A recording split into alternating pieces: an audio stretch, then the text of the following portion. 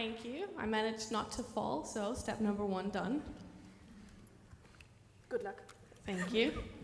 Be lucky, first thing. Wonderful. Hi, everyone. I'm Bea, and as of this month, I guess as of this week, I'm a final year PhD student. Yeah, this means that roughly a year from now, I'll either be one of you guys or, committed to a mental institution.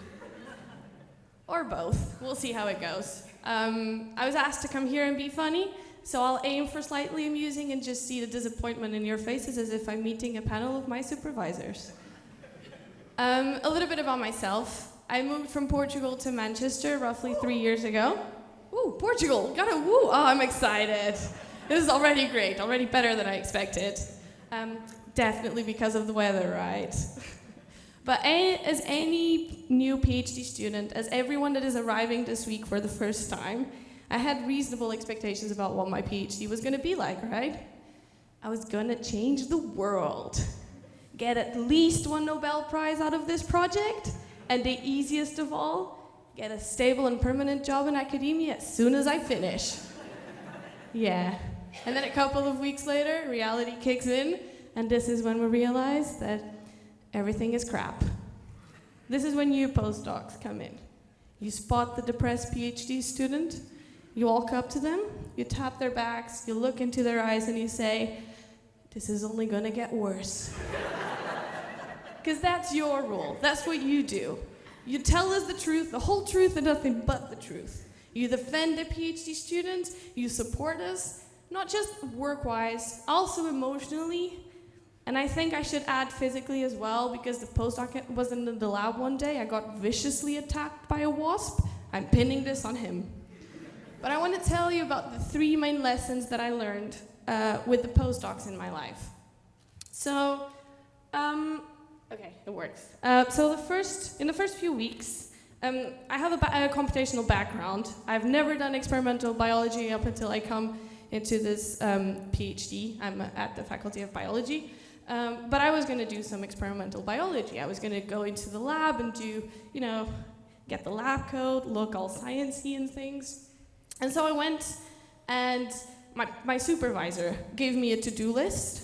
And on the outside, I was like, yeah, I got you. On the inside, I understood some of the words, some of them even together. It was a whole experience. But I wanted to look like I knew what I was doing, so I said, yeah, I'll do that. One of the things involved using a very expensive microscope that I needed to book in advance. And my supervisor told me I had 8 weeks to do that, so I was like, yeah, I'm gonna look smart, I'm gonna book this very expensive microscope. I had no idea how to do it, so I went to the postdoc. And I went, hey, postdoc, so I need to book this really expensive microscope. And the postdoc looked at me like, why do you need to do that? So I showed him the to-do list, which this is actually the objectives of my first year. And so I showed him the to-do list, and he read through it and asked me, so how long do you have to do this? And I said, 8 weeks. At this point, he starts laughing. Not chuckle, not like a polite chuckle, a proper belly laughter, cackling at this point. And I was very confused. I was like, why are you laughing? And he said, I'll get a second opinion. He called the other postdoc. He showed the list, and he went, 8 weeks to do this. And at this point, both laugh, manically. And as a new PhD student, I was panicking at this point. That's when I learned lesson number 1. PIs live in a different reality from us common mortals. And part of your PhD is learning how to manage them.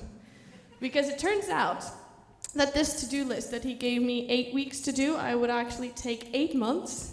To be honest with you guys, I did nothing of that. It's still probably no one is going to do that, and this is 3 years after that, so proper managed expectations right there. So that's lesson number 1. A few months later, I went in February. The postdocs in the lab said, okay, next Thursday, 11 a.m., we want you to be here in the office. And I said, oh, sorry, I'm being a teaching assistant.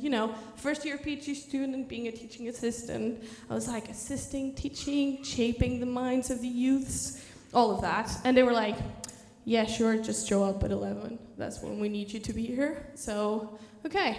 On that day, on that Thursday, at 11 a.m., I had the biggest bathroom break. I was feeling terrible, so I ran from the classroom all the way to the office, and they hand me a falcon tube with a pink mushy thing inside, and they say, drink it. For those of you that don't do any wet lab, a falcon tube is something that you put things inside. Sometimes you're not even supposed to smell, let alone lick. So when they said drink it, and I trust my postdocs very much, I downed it, like instantly. That's the story of when I had a vodka shot at 11 a.m. on a Thursday. Yes. Turns out, it's called strawberry limes. It has vodka and other wonderful things inside. And that's lesson number 2. PhD stands for permanent head damage. Might as well add some liver damage to it. No one is going to notice. Because in reality, cars need fuel to continue on and to move on. And us humans, we need fuel as well. Either food, or more specifically chocolate, or caffeine, or alcohol, all of the above. Whatever makes you run, you have to do it. Because otherwise, how are you going to deal with lesson number 1? And this takes me to my final lesson, and the most important one, and one that is so important that I actually got it tattooed. So this is the design of my tattoo. And lesson number 3 is, if it worked, not give up. I don't have the red line. It's just the text. 3rd lesson is not give up. Because that's how it is, right? That's the truth. You don't give up. That's how you get your PhD. You don't get your PhD by being the smartest. You don't get your PhD by being the best. You don't get your PhD by working the hardest. You get your PhD by not giving up. So thank you, postdocs, for helping us not give up, for being there for countless hours, answering our emails and questions, for the hot chocolates or vodka shots, whatever you provide, for the support, and for everything that you do. Because honestly, guys, we couldn't do any of the things that we do without you. So thank you. You guys rock. And a particular thank you to the postdocs in my life that, as always, is as excited as I am. Thank you, guys.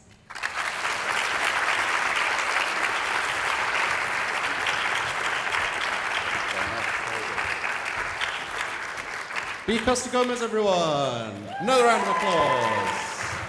That was excellent.